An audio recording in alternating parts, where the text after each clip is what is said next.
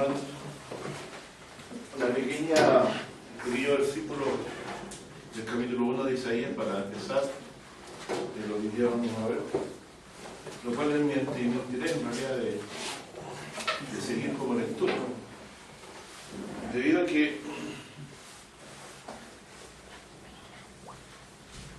lo que le acontece a Israel y lo que le acontece a Jerusalén es significativo en las Escrituras, debido a que vemos de que en algún momento será cabecera de monte, como dice el capítulo 3, ¿cierto? 2 y 3 hablan de estas cosas. En Isaías, entonces, es importante saber, y es extraño de que Dios hable de la futura gloria de Sión, claro, el 2, ¿sí? Porque será cabecera de montes, dice. Pero antes Dios dice, ¿cómo Dios la va a redimir? ¿Cierto?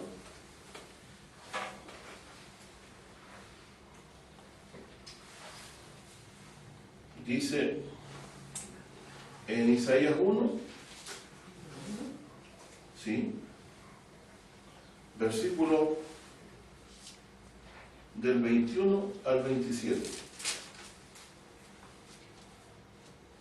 Bueno, Dios nos llama a ponerse a cuenta con él, ¿cierto? Como dice anteriormente en el versículo 18. Venid, luego dice a Jehová, y estemos a cuenta. Si vuestros pecados fueren como la grana, como la nieve será emblanquecido. Si fueren rojos como el carmesí, vendrán a ser como blanca lana. Si no quisierais y fuerais rebeldes, seréis consumidos a espada, dice, porque la boca de Jehová lo ha dicho. Dice, ¿cómo te has tornado? Dice, ramera, oh ciudad fiel, dice. Llena estuvo de juicio, en ella habitó equidad, mas ahora homicida, dice. Tu plata se ha tornado a escorias, y tu vino mezclado está con agua. ¿Y quiere decir que es un fraudulento? Es como vino con agua, o leche con agua, no saben, no entiende, adulterada.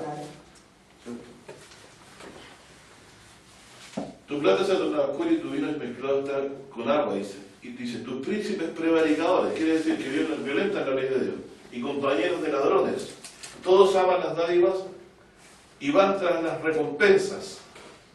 No oyen el juicio al huérfano, ni llega a ellos la causa de la viuda.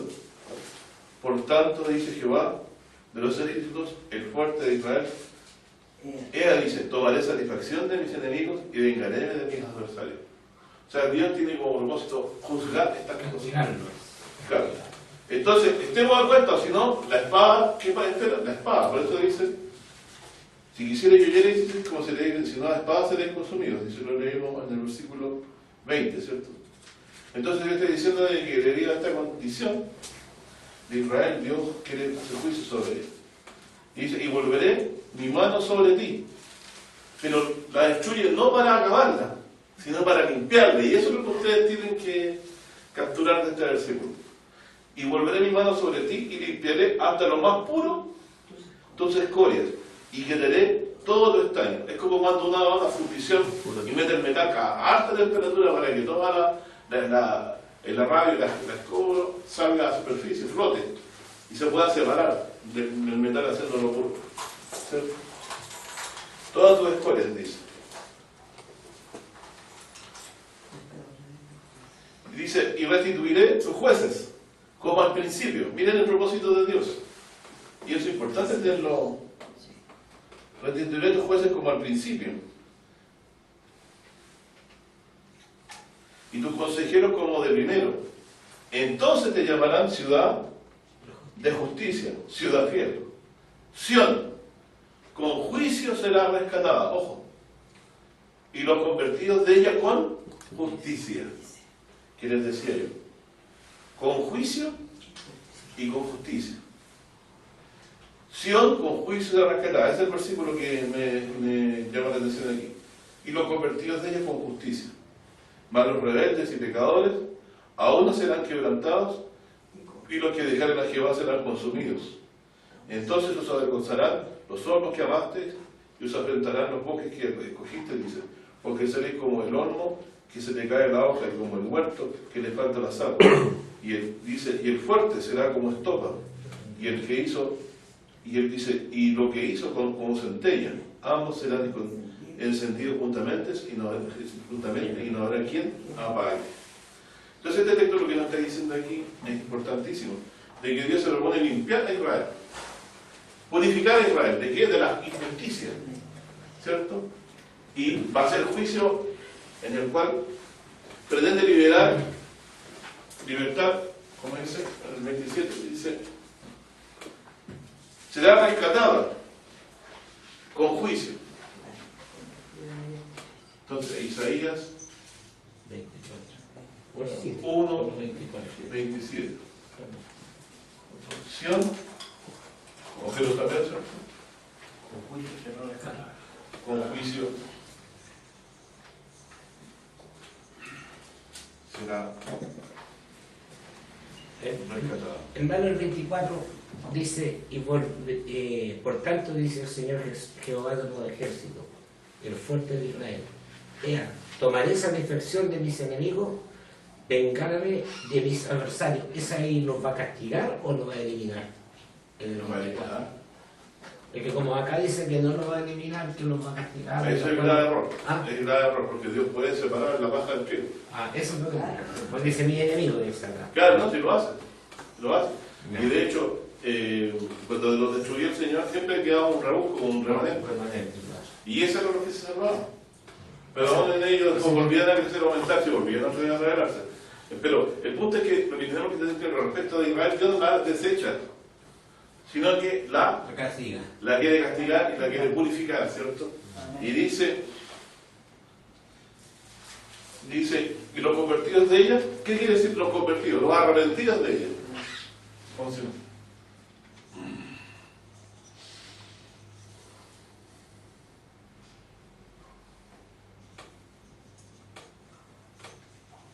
Con justicia. Entonces, ¿dónde dice que la quiere purificar? Va abajo. ¿Cierto? 27. Sea con juicio será rescatada. Claro, y el 28, más los rebeldes serán pecadores, serán quebrantados. Y los que dejan llevar serán consumidos. Usted cuando consume a alguien lo... Entonces, separando a los justos de los injustos. Bueno, pero por otro lado se nos dice que va a llegar un momento en que Israel en esa condición va a ser, como dice Isaías 2.1, ¿cierto? Que será confirmado, ¿cierto?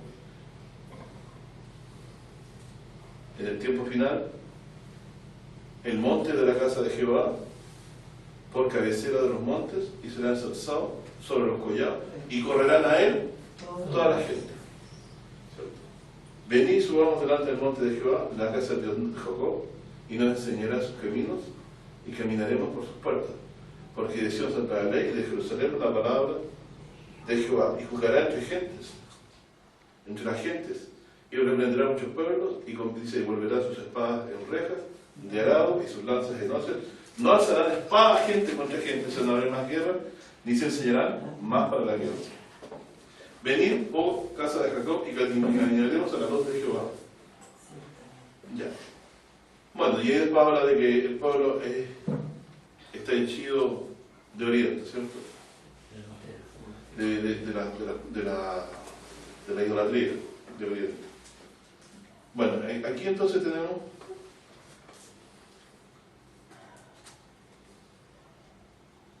dicho claramente el propósito del Señor para Israel. Y antes había hablado de, en el 1 también había dicho,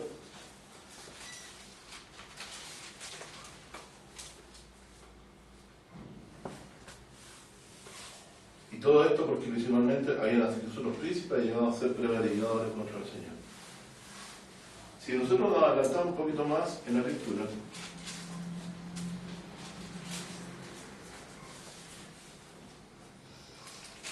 habíamos leído, ¿se acuerdan? Isaías 3.8.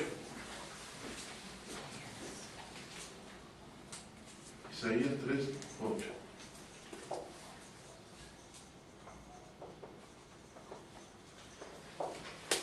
Dice, pues arruinada está Jerusalén, Judá ha caído, porque la lengua de ellos y sus obras han sido contra Jehová para irritar los ojos de su majestad. Dice, la apariencia de los rostros de ellos, dice, los convence que como Sodoma predican su pecado y no disimulan. Ay del alma de ellos, porque ha llegado, dice, mal para sí. Pero a pesar de eso dice, decid al justo que le irá bien, porque comerá del fruto de sus manos.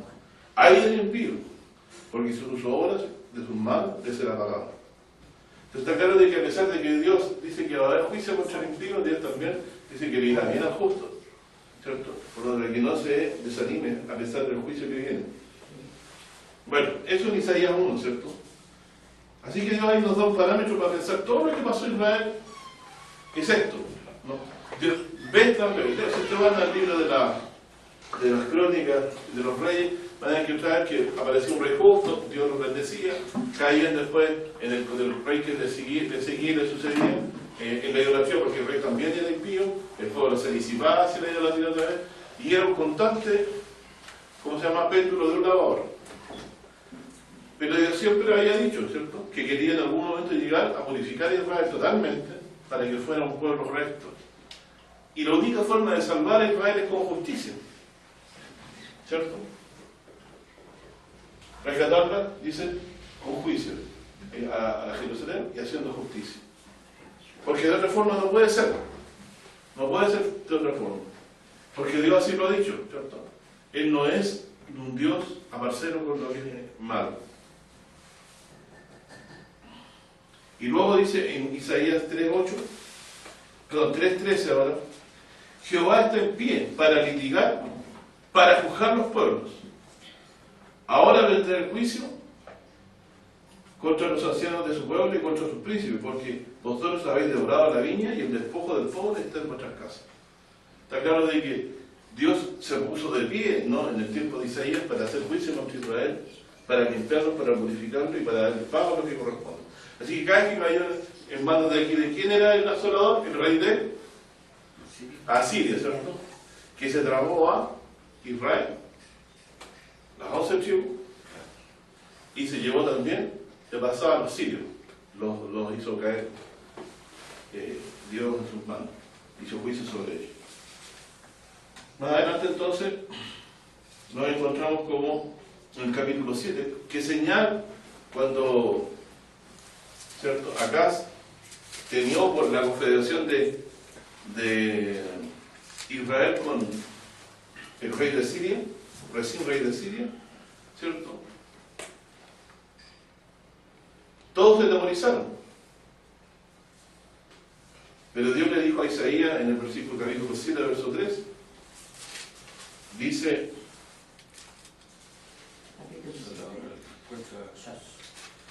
entonces dijo Jehová a Isaías, sal al encuentro de Acaz, tú, y Sear Jesús, tu hijo, al cabo del conducto de la pesquera de arriba, en el camino de la heredad del lavador. Y dile, guarda y repósate, no temas, ni se estremezca tu corazón a causa de estos dos cabos de tizón. ¿Sabes que lo explicamos lo que era eso, cierto? Que humean por el furor de la ira de Racín del Sirio y del hijo de Remalía. Pues ha recordado maligno consejo contra ti, ¿cierto? El Sirio con Efraín y con el hijo de Remalías diciendo, vamos contra Judá y la despertaremos y la partiremos entre nosotros y pondremos en medio de ella por rey al hijo de David, es decir, a otro rey. Y es aquí donde yo le decía yo que Dios se reía de ellos, porque no pueden hacer a su gusto en Judá, porque Dios tiene su ojo puesto en ella de levantar de ahí el descendiente, como se lo prometió a quién, a David. Nos falta la tía varón que se siente como, o sea, aquí se están dando de lleno contra la voluntad de Dios. Y dice Dios, el Señor Jehová dice así, no subsistirá ni será. No subsistirá ni será. Porque la cabeza de Siria es Damasco y la cabeza de Damasco Resín, y dentro de 65 años Efraín será quebrantado hasta dejar del pueblo. O sea, aquí dice realmente que Israel va a desaparecer. Y entre tanto la cabeza de Efraín es Samaria y la cabeza de Samaria es el hijo de Remalías. Dice, si vosotros no creyereis, de cierto no permaneceréis. Y habló más Jehová a Acaz diciendo, pide para ti señal de Jehová tu Dios, demandándola en lo profundo o arriba o en lo alto. Respondió Gad: no le diré, y no tentaré a Jehová. Dijo entonces Isaías: oíd ahora, casa de David, vos es poco ser molestos a los hombres, sino que también lo seáis a mi Dios. Por tanto, el mismo Señor os dará señal. He aquí la Virgen concebirá, y parirá a Dios, y parirá, dice, hijo, y llamará su nombre Emmanuel. Emmanuel. En su versión debe estar traducido que es Dios con nosotros, debe decir como comentario aparte. Comerá manteca y miel para que sepa desechar lo malo y escoger lo bueno.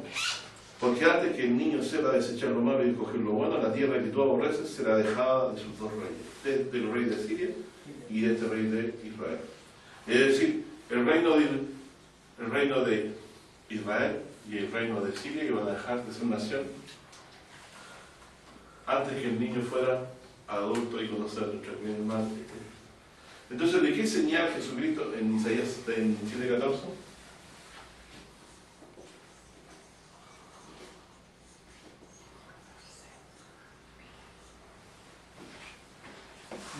Ellos querían poner otro rey en Judá. Y Dios dijo: no será. ¿Cierto? ¿Y cuál señal da? No será. Dios dice: la Virgen señal. La señal de esto. Porque en el fondo el propósito era esto. Si no se pone a pensar, no, pero es que no puede ser. Claro, ¿qué es? Porque estamos leyendo de que esto se confederó contra Judá y querían poner otro rey. Y dice: no será. Y no será tan esto que yo les voy a dar una señal. ¿Cierto? Vendrá y estará Dios con nosotros. Señal, ponte a Emmanuel. ¿Cierto? ¿Y qué concebirá a Emmanuel? La Virgen concebirá.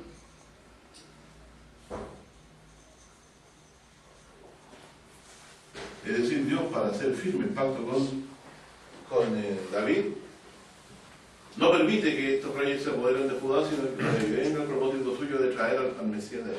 Porque si él ha deshecho Judá, ¿cómo quedaría firme la promesa que Dios le hizo a David? No faltará de ti varón que se siente sobre su trono. Por lo tanto, Dios da señal, ¿cierto? Y la señal es que David concibe un niño y su nombre es Emmanuel, que traducido es Dios con nosotros.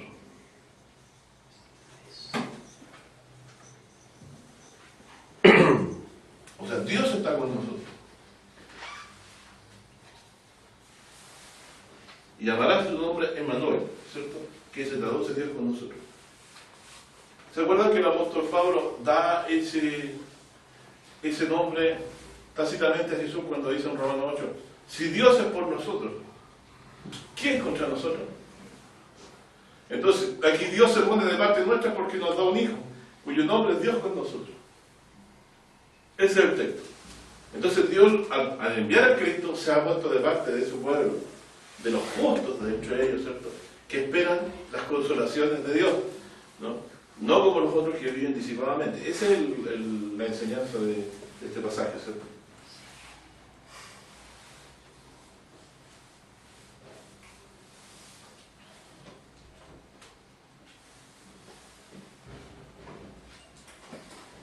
Bueno, entonces, si avanzamos un poquito más, habíamos quedado nosotros en el capítulo 9, donde la oscuridad en la que ellos estuvieron a causa de estar siempre sometidos a la ruina de parte de los otros reinos, ¿cierto?, que le causaban a Israel.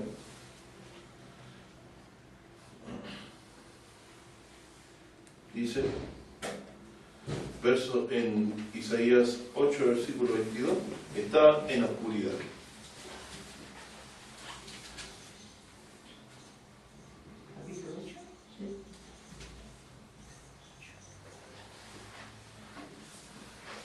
Y mirarán a la tierra, y aquí tribulación y tinieblas, oscuridad y angustia, y serán sumidos en las tinieblas. Pastor, si continúa ahí el verso 14, habla nuevamente de una piedra para tropezar. Claro, porque dice aquí, el pueblo dice,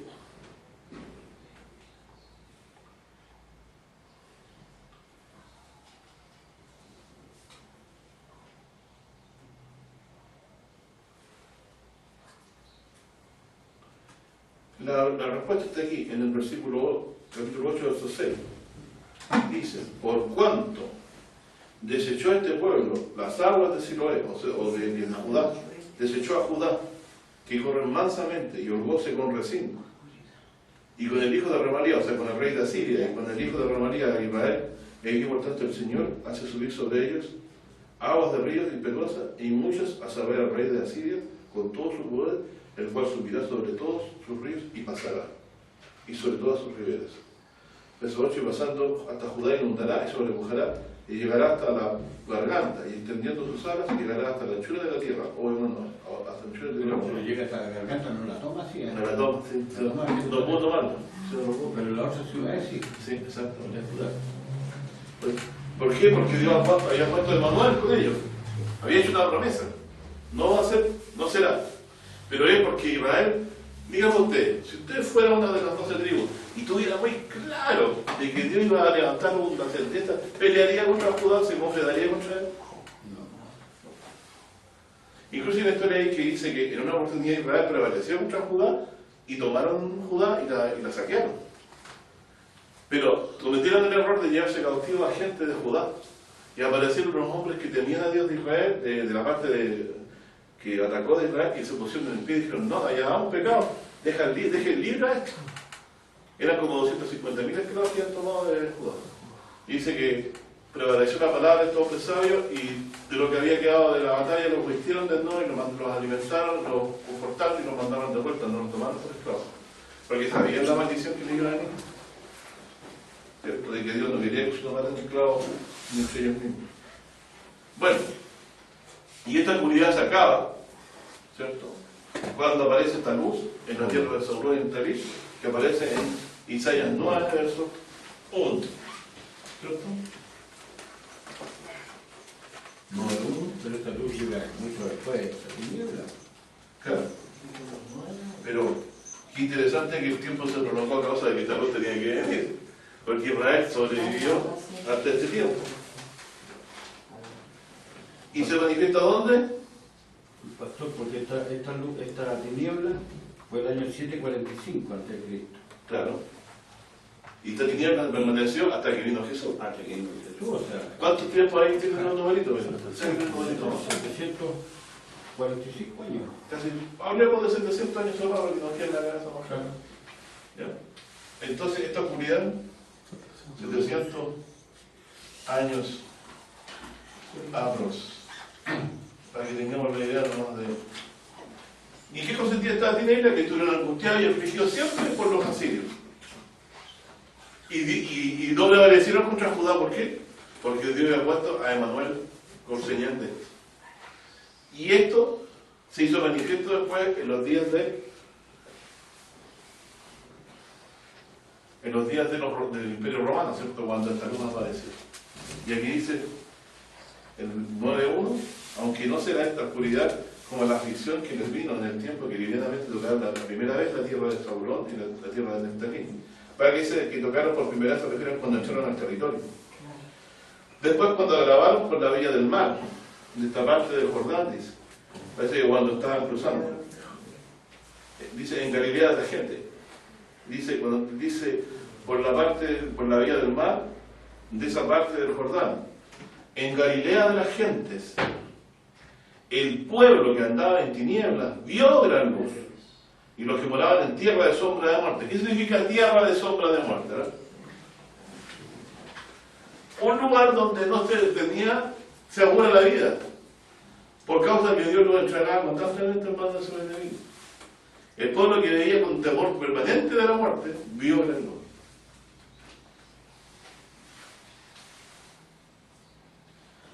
¿Quiénes vieron gran luz? Los que moraban en sombra de muerte. Bueno, nosotros hoy no tenemos los asirios, pero tenemos todos sombra de muerte igual en algún momento. Entonces nos va a aparecer, ¿cierto? Entonces, ante esta inminente muerte que ellos tenían, estaba el Señor Jesucristo ahí, manifestado hacia ellos. Y después dice algo singular. Verso 4.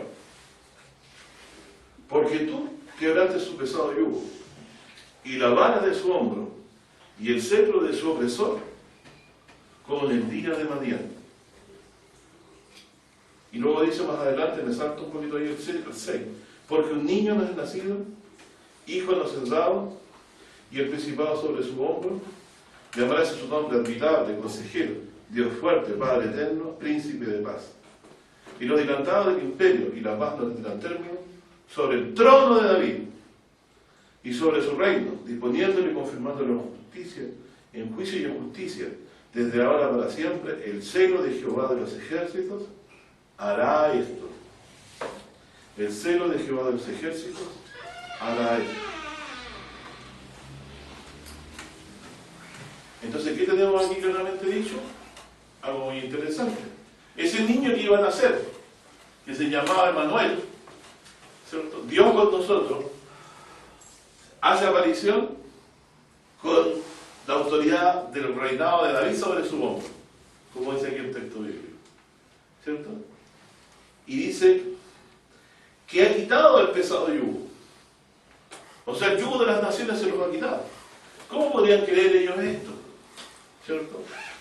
Ellos pensaban entonces que iba a ser una liberación en el momento.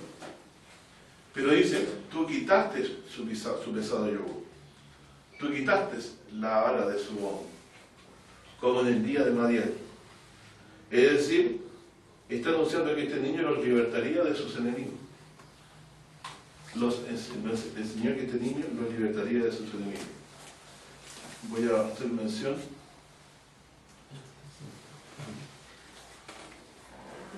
Ahora.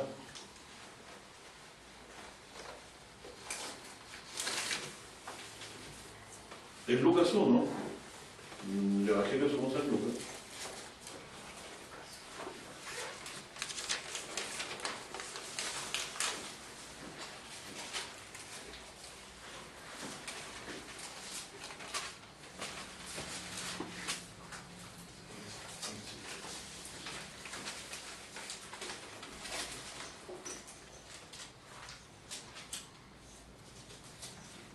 Se acaba el yugo de Israel.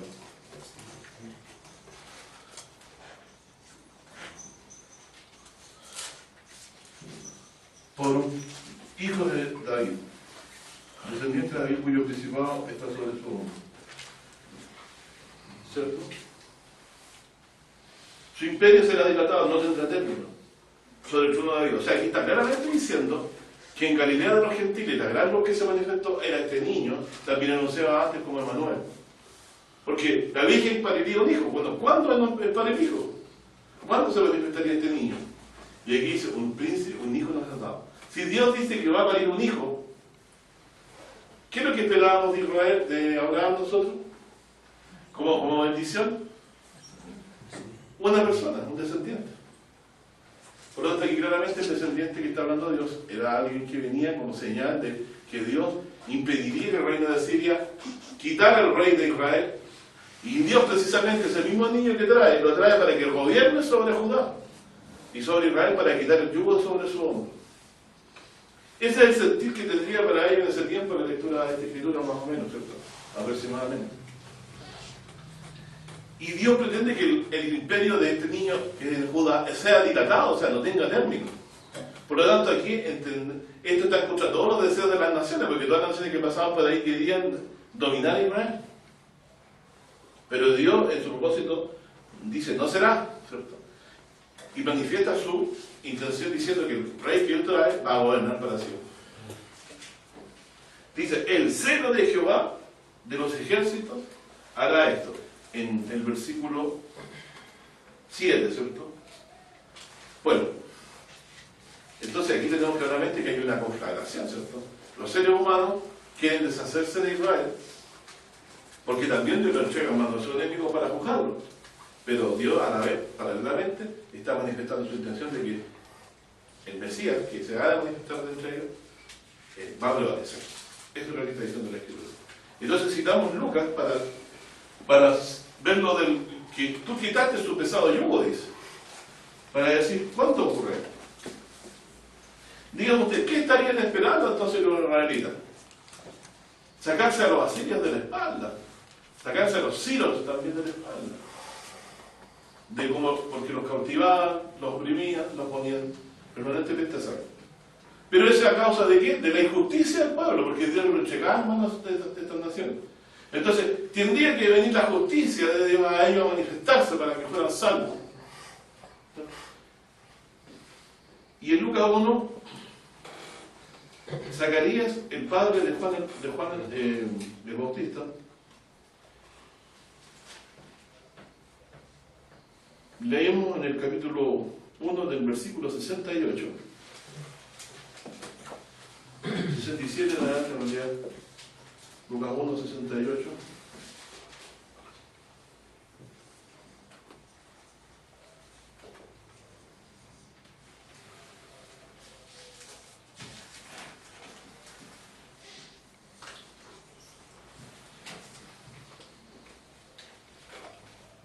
Dice: y Zacarías su padre fue lleno del Espíritu Santo y profetizó diciendo.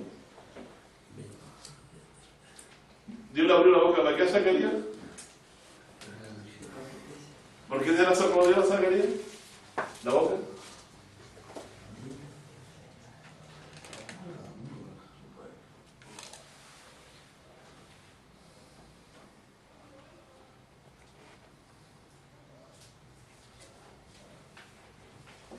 No le puso mucha confianza a lo que Dios le está diciendo y que iba a tener también un hijo. Juan, ¿cierto? Profetizó después cuando Dios le abrió la boca y dijo no, que su nombre sea Juan, ese nombre le puso el ángel. Y le apareció cuando él ministraba. 67. Y Zacarías su padre fue lleno del Espíritu Santo y profetizó diciendo: bendito el Señor Dios de Israel. ¿Por qué? Porque tengo dinero en el bolsillo. ¿Ah? Porque ha visitado y hecho redención en su pueblo. Fíjese, la gente no se había dado cuenta que la redención se había manifestado. Y nos alzó un cuerno de salvación.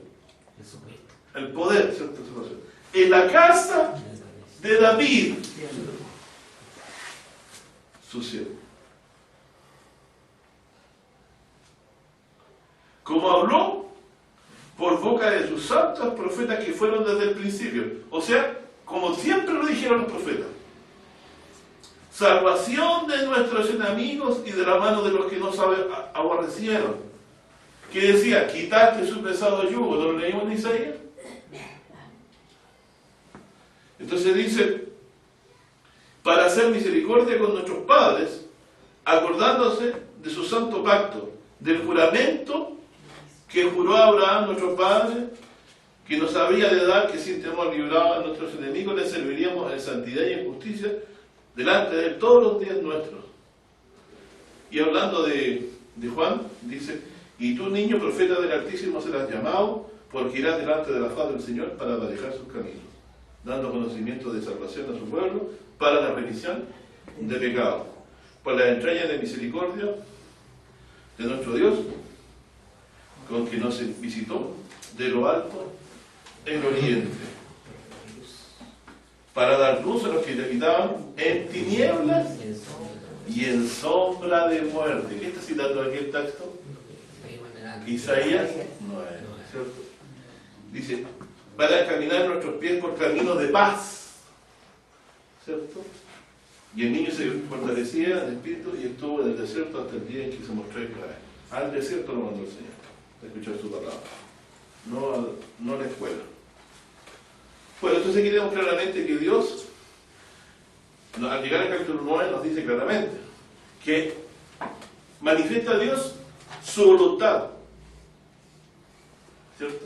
De levantar en la casa de David un cuerno de salvación, un poder de salvación. ¿Qué es lo que esperaba? Ana, la profetisa, que Dios ensalzará el cuerno de su Mesías. ¿Cuándo lo ensalzó? Cuando Dios lo manifestó. Cuando Dios manifestó a Emanuel, ¿cierto? Para acertarse a decir, no, el asirio ni el sirio va a destruir a Judá. Porque Dios había dicho también por boca de alguien por ahí, en el Antiguo Testamento, en Génesis 49, ¿qué dice? Dice, no será quitado el cetro de Judá hasta que venga. Sí, no. ¿cierto? Y a él se congregarán las gentes. ¿Y qué habíamos leído nosotros de qué pasa? Dios le va a levantar bandera, ¿cierto? Y hacer el juramento que le hizo a Musa. Claro. Entonces, cuando Cristo se manifiesta, según el Espíritu de Dios que le reveló esto a Zacarías, el padre de Juan el Bautista, él veía cumplida la promesa de Isaías 9. Por decir, todavía no se dan cuenta.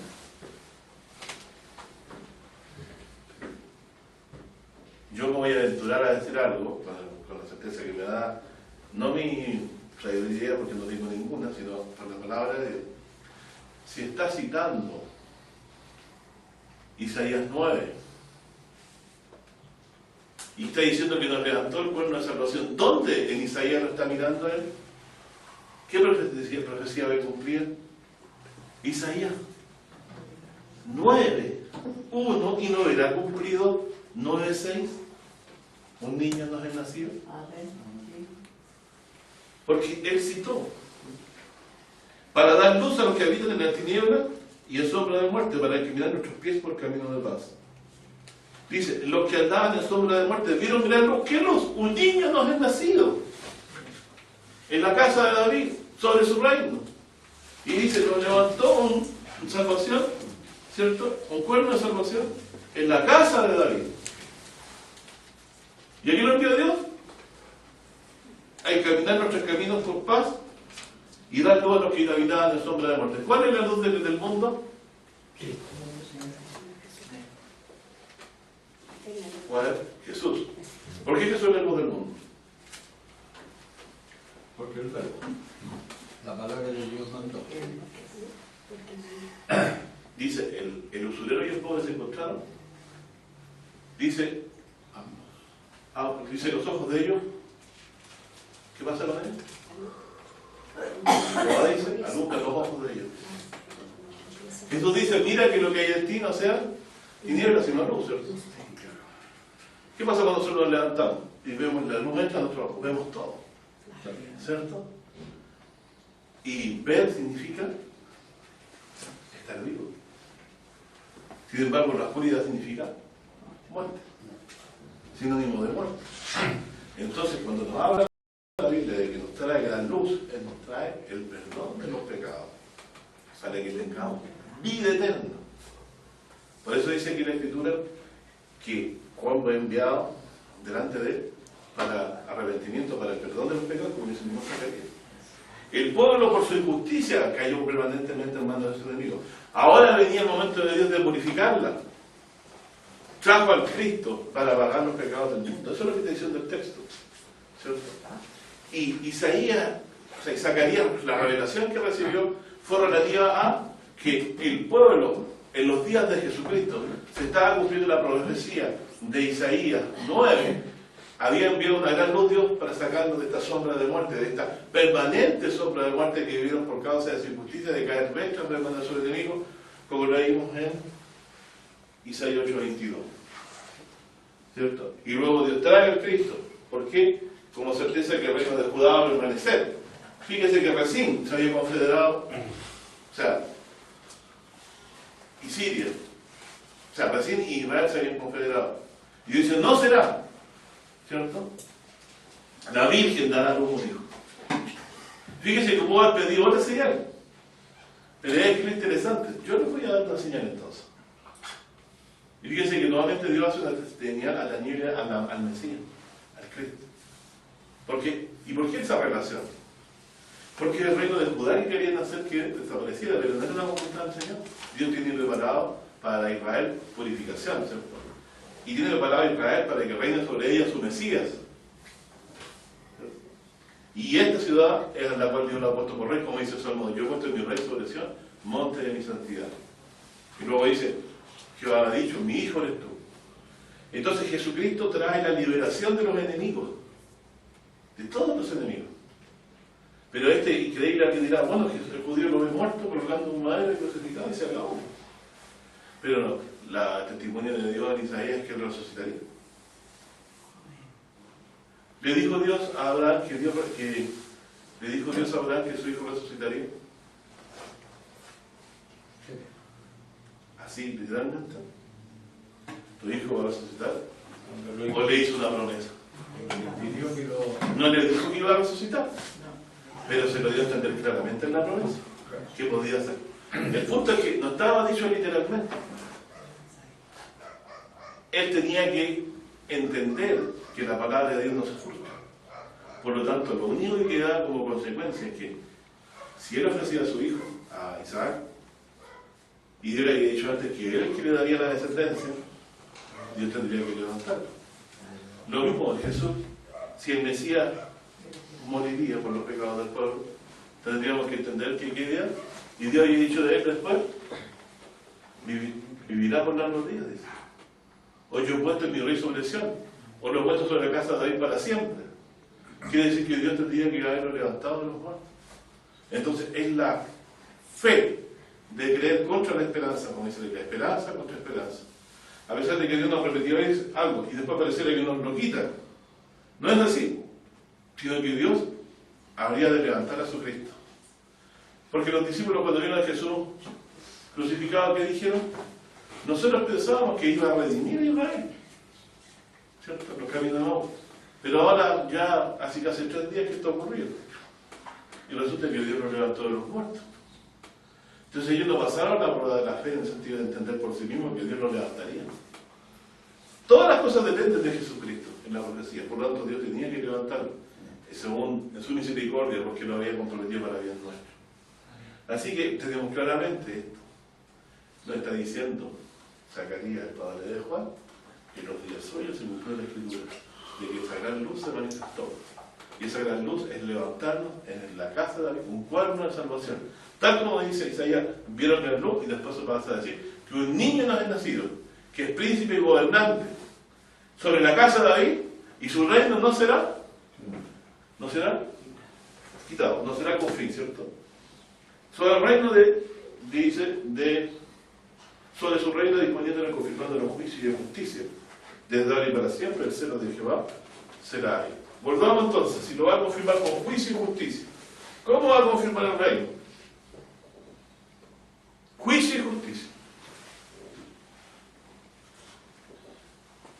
Confirma con juicio y justicia. ¿Sabes lo que es confirmar, cierto? ¿Qué es confirmar? Hacer firme. ¿Cómo podía fortificarse Israel? Para que sus enemigos no lo avasallaran. Sión con juicio será rescatada. Dice los convertidos con justicia. ¿Cómo confirma Jesucristo su reino? Con juicio y justicia. ¿Cierto? ¿Y cuál es el juicio que hace? Yo para juicio he venido. En otro texto dice, ¿cierto? Jesucristo, el que no cree en él es condenado. Pero Jesús dice, para los que ven,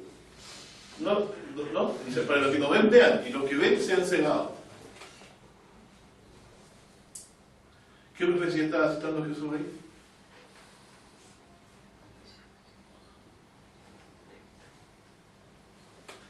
¿Se había notado lo que Dios le había dicho en Isaías 6? Ve, agrava los ojos de este pueblo, endurece su corazón, para que no entiendan. Entonces Jesús trajo juicio. ¿Cuál fue el juicio? ¿Se sentó en un tribunal como un juez humano normal o les predicó la verdad de Cristo y los definió? Ese es el juicio que trajo Jesús.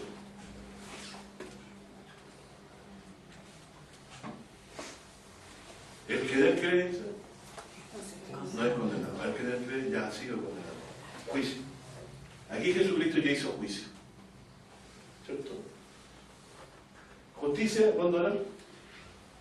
En el sentido de dar el pago.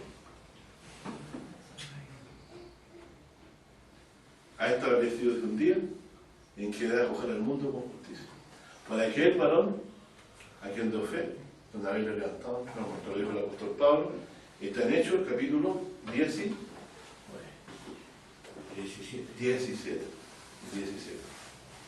17 de Hechos. ¿Se recuerdan? Ahora vamos a leerlo para que nos acordemos un poquito de eso. 17:31.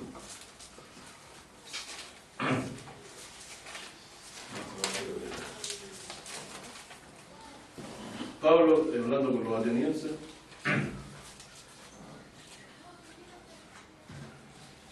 versículo Hechos 17, 30 y 31.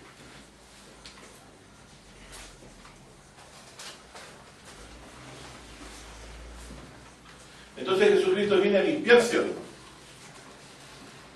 a purificarla. ¿Cierto? Y dice, Vino a sacar la escoria. empero habiendo Dios disimulado los tiempos de esta ignorancia, ahora denuncia a todos los hombres, en todos los lugares que se arrepientan. Hechos 17:30. Por cuanto ha establecido un día en el cual ha de juzgar al mundo con justicia, por aquel varón al cual determinó, dando fe a todos, con haberle levantado a los muertos. Es decir, Dios lo resucitó y lo puso por juez de vivos y muertos. ¿O no? ¿O me equivoco? Lo puso por juez de vivos y muertos.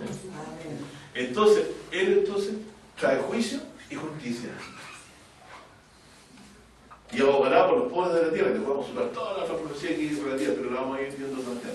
Fíjense que lo repetí todo el domingo anterior, lo repasamos un poquito, y añadimos ahora lo de Zacarías, ¿cierto? Y lo que estamos entendiendo entonces es que cómo Cristo confirma el reino de Israel. Trayendo a Cristo para que haga juicio y justicia en ella. Fíjese, no, Jesús no levantó una espada, trajo un mensaje. ¿Quién ha creído en nuestra iglesia? Pastor, pero Isaías cuando habla de que sacar la escoria, no se refería al tiempo de él. En el tiempo del no. Pero Dios sí ya había, claro, en cuanto al cumplimiento físico de la manifestación del Mesías. Pero Dios ya antes ya había hecho zarandeado, y habían ido quedando pequeños remanentes, ¿cierto? Esos remanentes eran temerosos de Dios. Dice, ¿a quién mire ellos? Dice, aquel que tiembla mi palabra. Dice, por lo tanto, había siempre 7.000, siempre había remanentes que fueron quedando. Y esos remanentes quedan repartidos hechos entre las naciones. Y viene el Cristo y los reúne. Pero aquí en Isaías pareciera como que Cristo hace todo al tiro. Primero debe padecer y hay un lapso hasta su regreso donde tiene cumplimiento esta promesa. Por lo tanto, aquí lo que tenemos que captar es que toda la profecía del Salmo, aquí me dice, confirmará, dice, el reino, dice, con justicia desde ahora y para siempre. El celo de Jehová hará esto. O sea, desde ahora y para siempre el celo de Jehová hará esto. Por lo tanto, el reino de David es firme. Porque se levantó el Salvador, murió por los pecados, pagó los pecados y ahora juzga el mundo en relación a si cree que Él es el Mesías. Si tú crees que yo soy la bendición de Abraham, eres salvo. Si no, eres condenado. Fíjense que Dios hace juicio desde esa perspectiva. Ahora, no desde que son pecadores, porque todos lo son. Los profetas ya lo dejaron claro. Todos lo somos, no me incluyo, ¿cierto? Porque no puedo escapar. Todos lo somos y necesitamos al Cristo. Pero Dios trae este juicio y la justicia de forma distinta. Es una justicia, un juicio y una justicia especial. Que no me viene a pedir a mí solo justicia que no tengo, sino que hace juicio sobre mí respecto a si yo creo en Él. ¿Se acuerdan que Jesús decía, al que cree todo es posible? Entonces, cuando uno cree, lee estas palabras, aunque Dios diga, mire, de aquí a 1000 años más lo voy a hacer, o 2000 años más, uno no se pone nervioso. ¿Cierto? Porque el que se pone nervioso es duda. ¿Se acuerdan que dice que el hombre que pide algo a Dios y no lo pide como pide con fe, no recibirá nada? De la misma forma también, el que de esa misma forma se llega a Dios, no recibirá nada. Esto entonces se nos cura a nosotros nuestra fe, nuestra confianza en Dios, de esperar en Él, en este Mesías. Pero el Mesías ya se manifestó. Está claro que así lo vio en Zacarías, y Zacarías no lo entendió por su cabeza, Dios se lo reveló en el santuario, ¿cierto? Cuando el ángel, ¿cierto? Se le apareció y después le abrió la boca también, para que hablase, ¿cierto? Bueno, entonces aquí es claro de que Zacarías vio, Isaías cumplió con la manifestación del Mesías y con la manifestación de Juan, que iría delante de su Padre a predicar, ¿qué hermoso? El año de la buena voluntad del Señor. Isaías 61, ¿qué decía? Si adelantemos un poquito de aquí para que se entienda más con mayor riqueza eso. Isaías 61, Jesús dijo que esta escritura se cumplió con él. Por eso tiene significado e importancia para mí este mensaje.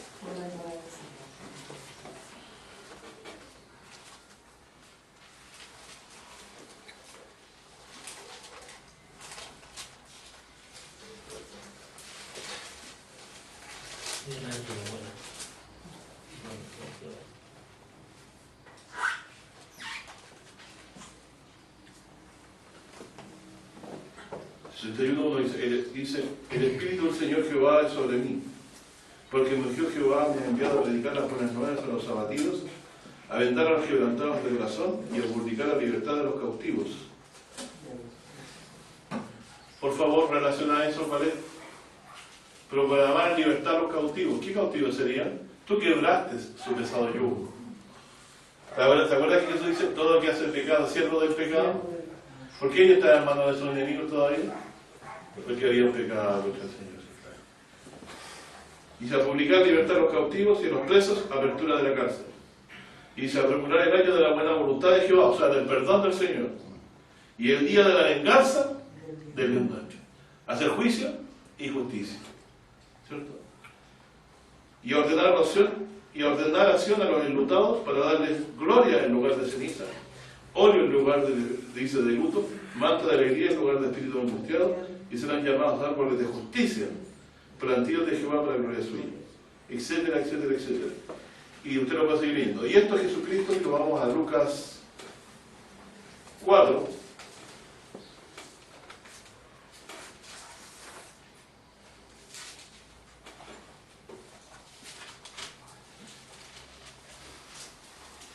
Cuando aquí en el capítulo 4, después que el Señor Jesús fue tentado por el diablo, volvió, dice, en el versículo 13, dice, 4:13 dice, y acaba toda la tentación, el diablo se fue de él por un tiempo, y Jesús volvió en la virtud del Espíritu. Fíjense, ¿por qué dice que en la virtud del Espíritu? ¿Qué lo llevó al desierto? Del Espíritu, ¿cierto? Y volvió en el Espíritu de Dios también, ¿cierto? Volvió en el Espíritu de Galilea, dice, porque el texto que dice, el Espíritu del Señor es sobre mí. Y aquí Jesús volvió, luego de esta tentación, volvió pleno del Espíritu también, como dice el profeta Isaías que vendría, el Mesías. Dice, por eso lo destaca en Lucas, en el versículo 14. Y Jesús volvió, dice, en el Espíritu, volvió en virtud del Espíritu a Galilea. Y salió la fama de él por toda la tierra de alrededor. Adivinen por qué.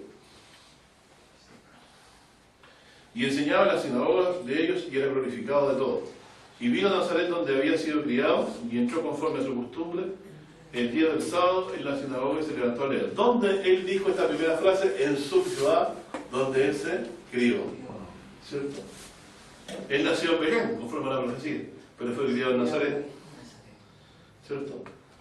Y fue le dado el libro del profeta Isaías, y como abrió el libro, halló el lugar donde está escrito: el Espíritu del Señor es sobre mí, por cuanto me ha ungido para dar buenas nuevas a los pobres, me ha enviado a sanar a los quebrantados de corazón, para pregonar libertad a los cautivos libertad, y a los ciegos vista. ¿Quiénes son los ciegos? Los que estaban en tinieblas. Perfecto. ¿Cierto? Y la luz que Dios nos da es la vida eterna, ¿cierto? La vida eterna. Porque el Juan lo dice. En él estaba la vida, y la vida era la luz de los hombres. O sea, que dice, para pregonar a los cautivos libertad, a los ciegos vista, para poner la libertad a los quebrantados, para predicar el año agradable del Señor. Y rollando el libro, dio al ministro y sentóse. Todo bien hasta ahí. Salió del púlpito y llevó el libro y se sentó. Y todos lo miraban. Dice, claro. Y después dice, estaba maravillado de las palabras. Dice, claro. Y comenzó a decirles, Hoy, y ahí empezó todo. Ardió Troya. Hoy se ha cumplido esta escritura en nuestros oídos. Y todo le daba testimonio y estaba maravillado de las palabras que decía, que salían de su boca. Y decían, y ahí empezó el problema. ¿No es este el hijo de José? Esas son las lenguas viperinas, ¿cierto? Lenguas de Aspi. ¿No es este el hijo de José? Y le dijo, sin duda me diréis este refrán, médico por el mismo. De tantas cosas que hemos oído haber sido hechas en Capernaúm, haz también aquí en tu tierra. Y dijo, de cierto os digo, ningún profeta es excepto en su tierra. Mas en verdad digo que muchos judíos había en Israel en los días de Elías, cuando el cielo fue cerrado, por 3 años y 6 meses, que hubo una grande hambre en toda la tierra, pero ninguna de ellas fue enviada a Elías sino a Sarepta de Sidón, a una mujer viuda. Y muchos leprosos había en Israel en tiempo del profeta Eliseo, o ninguno de ellos fue limpio, sino nada más sirio. Entonces todas las sinagogas fueron llenas de ira, oyendo estas cosas. ¿Por qué se iraron? Dice que ¿por qué el mundo aborrece a Jesucristo? Porque él da testimonio que sus obras son malas. Sus obras son malas. Porque Jesús decirle esto, ustedes eran tan incrédulos que solamente los de afuera pudieron decir la misa. Los gentiles, no ustedes. Y hoy día también, ¿cierto? Pero no es el hijo de José. ¿Qué impidió a esos hombres creer que Jesús era el Cristo? Porque era un hijo de un Muy pobre. El origen. Era pobre. He aquí tu rey viene a ti, dice, humilde, sentado en un pollino, hijo de Adán. Por lo tanto, no pudieron creer en esto. Y Jesús decía, bienaventurado el que no se avergonzare de mí. Entonces, creer en Jesús es el hazmerreír del mundo. Porque dicen, es el hijo de José. Entonces, María, a lo mejor ella estudió algo antes, ¿cierto?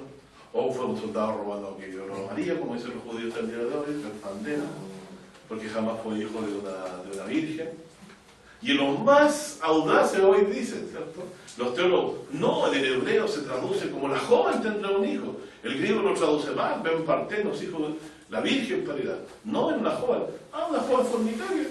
¿Qué decía Dios de las mujeres fornicarias en Israel? ¿Y por qué José la quiso dejar secretamente? Temió por su vida. ¿Cierto? Porque en Israel había mandamiento de no fornicar. Y eso lo había dado Dios. Por lo tanto, una mujer no podía aparecer muy suerte cuerpo con un hijo. Porque la voluntad de Dios era otra.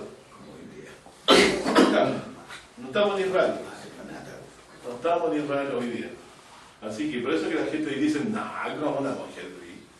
Ya eso es algo del siglo pasado. Y tienen razón. Por eso que eso se cumplió en el siglo pasado. Pero para nuestro bien. Hermano, en Isaías 6 dice, y vi yo al Señor sentado sobre un trono alto y sublime, y su falda henchía el templo. Ahí dice, después abajo dice, entonces dije, ay de mí, que soy muerto, que siendo hombre inmundo de labios, y habitando en medio del pueblo que tiene labios inmundos, han visto mis ojos al rey Jehová de los ejércitos. ¿Lo vio Isaías o el sueño? ¿Murió Isaías? ¿Ah? ¿Murió Isaías? No. No, lo vio. Entonces, ¿ah? ¿Acaso lo vio? Dice que lo vio. Sí, pero usted le pregunto, ¿lo vio? Yo le pregunto a usted, ¿lo vio? A ver si entiende lo que te estoy preguntando. Ah, ¿se lo vio? ¿Murió? No. Entonces no lo vio. ¿Qué vio? Vio apariencias de Dios. Apariencias de semejanza. Apariencias de semejanza. No, sueño. Porque el texto decía, no dirá hombre mi rostro. Sí, pues sí, Mira. por lo mismo dice así. Pues, Claro, también vio dice- una apariencia de Dios, vio algo muy semejante a lo que puede haber sido Dios, pero no al Dios verdadero. Ya. O sea, a Dios nadie le vio jamás, dice la Sí. Escritura. Solamente el hijo. ¿Pero quién? El Hijo. El Hijo. Le ha dado a conocer. O sea, el que lo conoce realmente es Cristo. Bueno, entonces, Zacarías da testimonio que Isaías se cumpliría en los días de sus días, ¿cierto? Jesucristo dice que Él es el Mesías que tiene el Espíritu de Dios sobre Él. Ese niño, el que es nacido y el principal sobre su hombro, viene lleno del Espíritu del Señor. Jesús fue al desierto a recibir virtud de Dios a través de la tentación que recibió, a fortalecerlo. Cuando Israel tenía hambre en el desierto, ¿para qué Dios lo hizo pasar hambre? A probar. ¿Y que aprendiera qué cosa? Si no solo de El hombre pan, no vive de solo pan. sino de la Por palabra. eso que Jesús recitó la tentación, entendió esa enseñanza, porque él mismo estaba implícito en ella, ¿cierto? Él soportó esa prueba. Bueno, en este caso vemos aquí claramente que nuestro Señor Jesucristo fue ese ungido perfecto que Dios levanta para traer justicia a Israel y limpiarla, ¿cierto? O sea que Israel, aunque hoy está abatida y desechada, en los cielos Dios tiene una nueva ciudad, la Jerusalén, la cual traerá, en la cual entrarán todos aquellos que estén escritos en el libro de la vida. Y eso todos los que han creído que Jesús es esta luz del mundo que Él ha traído. Así como dice Juan, ¿cierto? Aquella luz, ¿cierto? Aquella luz verdadera es que alumbra a todo hombre que viene a este mundo. Así que, ¿qué es el que da vida? El mismo que nos dio vida al principio. Si nosotros pudiéramos creer que Dios creó por Jesucristo todas las cosas, empezaríamos a creer un poco que, bueno, ya lo hizo antes, ¿cierto? El Padre dice, todo fue creado por Él y para Él. En el mundo estaba, dice, y el mundo fue hecho por Él. Entonces, es como dudar que Dios haya hecho las cosas. Por eso Dios no. Y lo más maravilloso de todo esto es que es una misma voluntad. Si alguien quiere encontrar la felicidad en esta vida, conforme sus deseos a la voluntad de Dios, y va a ser feliz. ¿Cierto? Pero eso es lo imposible, porque nosotros siempre tenemos deseos, eso al contrario, como varones de deseos, pero como dice no se dio. Jesús decía, el hacer tu voluntad, esa es mi comida. La hizo, trajo la redención, trajo la libertad de los cautivos, murió. Nos libertó de la sombra de la muerte. ¿De qué forma? No mató a nadie, pero pagó los pecados del mundo. Y la muerte ahora no puede tomarlo, porque Dios dijo, oh muerte, dice, yo seré tu muerte. Cargó en él el pecado de todos nosotros. Así también nosotros todos hemos sido benditos de Dios por esto. Quería entonces, en el día de hoy, avanzar un poquito más. Llegamos un poquito más adelante hasta el 9, lo terminamos completo, le dimos buena término, ¿cierto? Y relacionándolo entonces con Zacarías. ¿Cuándo se levantó el cuerno de salvación entonces? Aquí vamos a hacer el gráfico que le gusta al hermano Vergara, ¿no? ¿Qué gráfico diríamos tener en la cabeza para entender todas las profecías? Isaías 3, el monte cabecera de los montes. Dios nos dejaba una señal en Israel. ¿Se acuerda que dice Isaías 49? ¿Tiene gloria a Él? Tomemos ese texto y dejémoslo ahí como dando bote para la próxima reunión. Isaías 49 dice, solo a vosotros he conocido, de hecho los pueblos, por tanto dice que de iba a ser juicio en él. Y aquí dice en el 49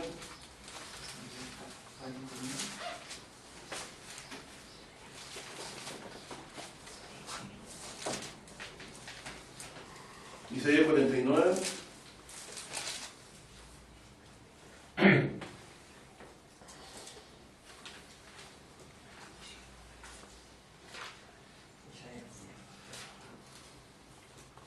49. Aquí ojo a los lectores, ¿no? En el versículo en el 5 y en el 6, no lo voy a leer hoy día porque no vamos a leer tan mucho. Pero en el 49, en el Isaías 49, en el 1 al 2 dice, en ti me gloriaré. Es el 3, ¿cierto? Ahí parece que lo dice. ¿Reyes libertad a todos? Sí. Ahí está. Oíme y la escuchar. Esto es para nosotros también, los lejanos. Pueblos lejanos, aquí estamos, en el sur del mundo, como le decía la real. Desde las entrañas de mi madre, dice, Jehová me llamó desde el vientre, desde las entrañas de mi madre. Tuvo mi nombre en memoria y puso mi boca como espada aguda. Cubrióme con la sombra de su mano y púsome como saeta limpia, guardóme en su aljaba. Y díjome, mi siervo eres, oh Israel, en ti me gloriaré. Yo pero dije, por demás, está hablando Israel, por demás he trabajado en vano, sin provecho, he consumido mi fortaleza, mas mi juicio está delante de Jehová. ¿En qué está esperando entonces Israel a pesar de todos los castigos? Que Dios sea quien lo juzgue. Es como cuando usted va a un juicio y usted sabe que tiene la razón. Sabe que la única forma de salir bien es que el juicio se ejecute. ¿Cierto? Entonces dice, "Mas mi juicio está delante de Jehová, mi recompensa con mi Dios".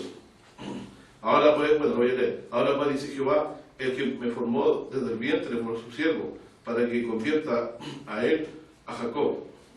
Me parece que ahí está hablando al final de Isaías. Bien que Israel no se juntará, con todo, estimado seré en los ojos de Jehová, y el Dios mío será mi fortaleza. Y dijo, poco es que tú me seas siervo para levantar las tribus de Jacob y para que restaure los asolamientos de Israel. También te di por luz de las gentes, para que seas mi salvación hasta los postreros de la tierra. Y ahí se está refiriendo, en este caso, a Jesucristo y también a los que llevaron el mensaje suyo hasta la última tierra, como el apóstol Pablo, ¿cierto? Entonces, claramente aquí, hasta lo último de la tierra, porque esto se lo está diciendo a la gente, ¿cierto? Y finalmente, ¿qué dice? Tú eres mi siervo, ¿cierto? Tú eres mi siervo. En ti me gloriaré. ¿Cómo es Israel para Dios? Dice que puso mi boca como espada, cubrióme como la sombra de su mano, púsome como saeta limpia, guardóme en su aljaba. Es decir, Dios algo va a hacer con esta flecha. Cuando uno pone una flecha del carcaje, ¿por qué algo va a hacer con esta? ¿Cierto? ¿Qué hay que hacer Dios con Israel? Se va a gloriar. ¿Cómo se va a gloriar en ella? Así como se... Pero dice se gloriar de dos formas. Sí, destruyéndolo Y Salvando. salvándolo. ¿Cierto? Entonces al final a la hora que Dios por medio de Israel va a vencer, Israel la justicia en la tierra. Porque de ahí se va a levantar ¿quién? Y ya se levantó el Mesías, el ungido. ¿Cierto? Entonces, en ti me gloriaré. Entonces, ¿en qué me centra? ¿Cierto? Jerusalén, ¿cierto? En los días de David. Ustedes lean la historia de todo esto, ¿cierto?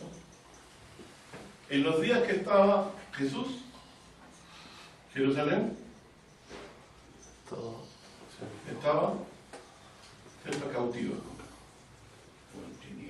Pablo le dice, la Jerusalén terrenal dice es cautiva, ¿cierto? Pero la de arriba era libre. Pero aquí aparentemente había una de arriba, posteriormente que era libre. Pablo dice que es libre. Pablo habla de la Jerusalén celestial. Entonces piensa que Israel fue cautivo, ¿cierto? Pablo aquí dice que habla de una que es libre arriba, pero esta pasa a desolación. Esto es del año 70. Antes hubieron otras asolaciones, ¿cierto? Como la de los 70 años. ¿Cierto? En Babilonia, cautividad babilónica. Pasa a desolación, pero después tiene que volver a ser cabecera de monte. Y de aquí sale la ley. Y las naciones se congregan. Se congregan. Ahora, no es que yo crea que tenga algo especial Jerusalén, para mí es un montón de piedras. Pero es una ciudad que Dios escogió para que así ahí reinara su ungido. Acá dice para que restaure los asolamientos. Exacto. Pero resulta que Jesús la dejó en tiniebla. No, pues no la dejó en tiniebla, la dejó llena de promesa. Pero cuando se fue, quedó en tiniebla. Claro, pero es que no era el tiempo en que viniera, mi reino no es de este mundo, dijo, ¿se recuerda? Si no, mi siervo esperaría para que yo fuera tomado. El reino iba a establecer su reino en ese tiempo, pero sí anunció que venía el reino de Dios. Y es más claro que no llegó al día que estaba Jesús, sino que vendría en el futuro, porque dice, y predicar este evangelio. O sea, faltaba esta predicación, iba a llegar hasta que viniera él, fin. Entonces de aquí en adelante, como bien dice aquí, se predica el evangelio. Y luego viene aquí el fin. Por lo tanto, este tiempo es que la gente no entiende. Y como el Mesías murió, no hizo nada, entonces se levantó Mahoma y dijo, bueno, yo sí voy a hacer un reino en la tierra. y arrasó y con la fuerza sometió. Nosotros no, porque le había dicho Dios a Zacarías, no con ejército ni con espada, sino con mi espíritu, ha dicho el Señor. Y Jesús vino lleno del espíritu del desierto. Y nos predicó la buena noticia, y el que cree es condenado y el que no será. Ese es el que va a entrar en el día postrero. Pero Sion, ¿por qué tiene esta característica? Porque dice, yo he puesto mi rey sobre Sion.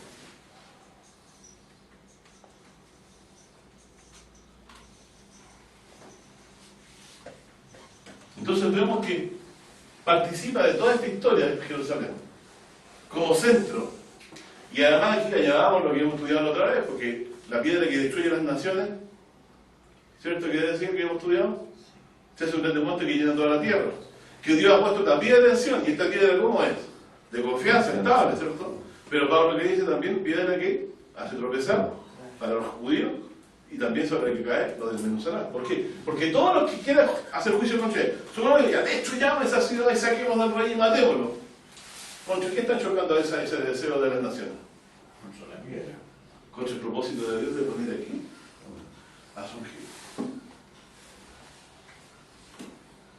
¿Entienden el concepto? Por lo tanto, la batalla se va a dar contra esto, después de los 1000 años. Porque quieren sacar al ungido.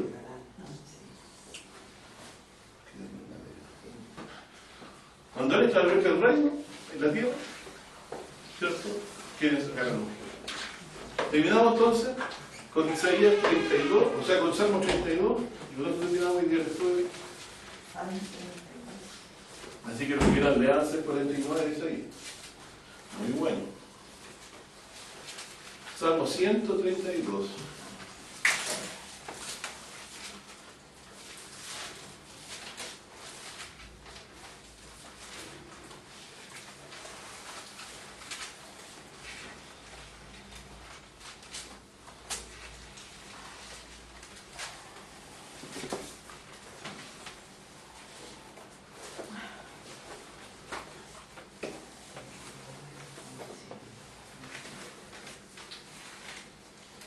Salmos entonces 132 del 8 hasta el fin. Eso apunta a la ciudad final. Miren, dice: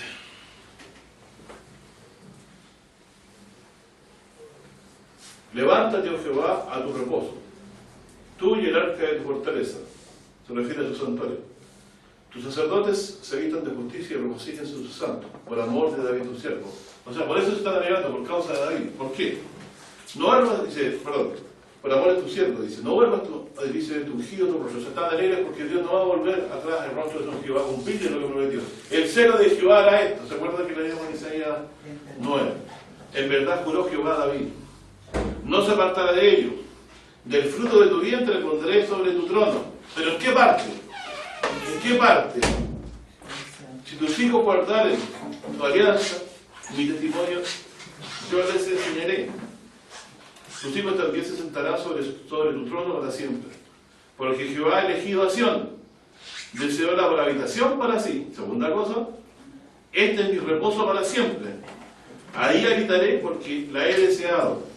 A su mandamiento daré bendición, sus pobres saciaré de pan, así me vestiré a sus sacerdotes de salvación, y sus santos darán voces de júbilo.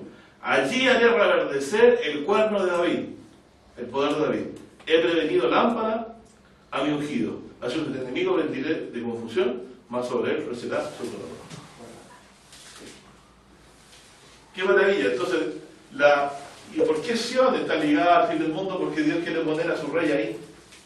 Allí haré reverdecer. ¿Dónde? ¿Qué allí? ¿En dónde? En Jerusalén. Haré reverdecer el cuerno de David. ¿Por qué dice haré reverdecer el cuerno de David? Dice así. ¿Haré reverdecer el cuerno de David? Fíjese que antes había hablado de la raíz, ¿cierto? Del linaje de David, pero ahora habla de que el cuerno reverdece. Versículo 17.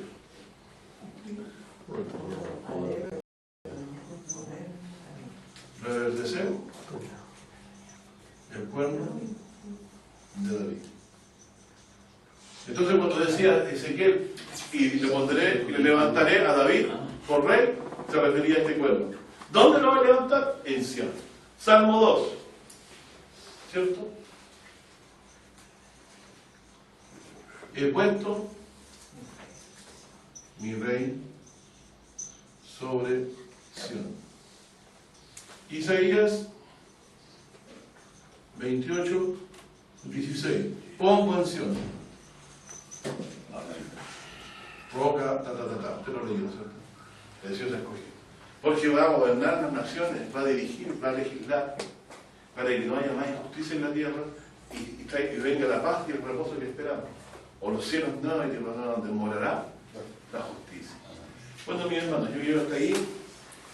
Esto es para que ustedes siempre lo vayan pensando.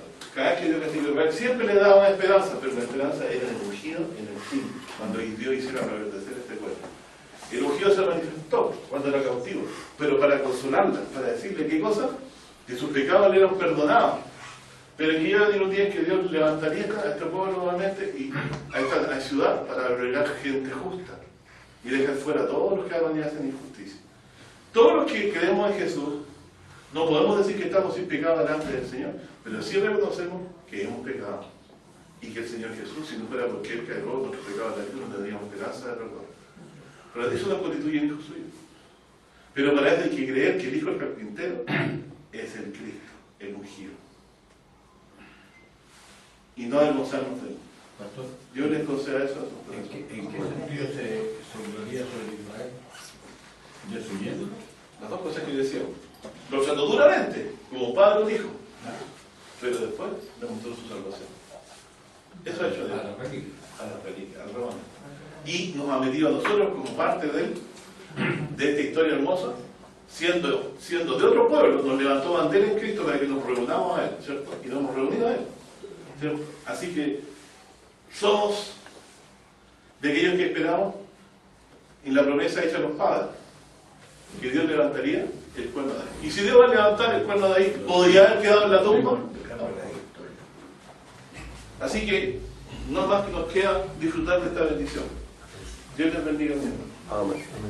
Amén.